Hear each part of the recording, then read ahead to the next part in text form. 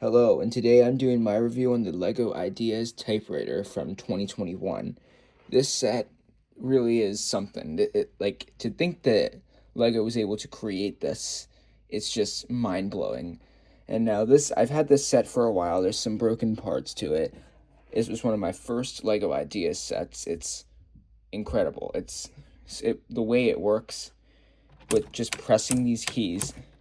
It's just incredible. And the note thing, and I mean my conveyor thing doesn't really work thing, the hard thing, whatever, but like this, to think that Lego was able to make this thing, it's just incredible.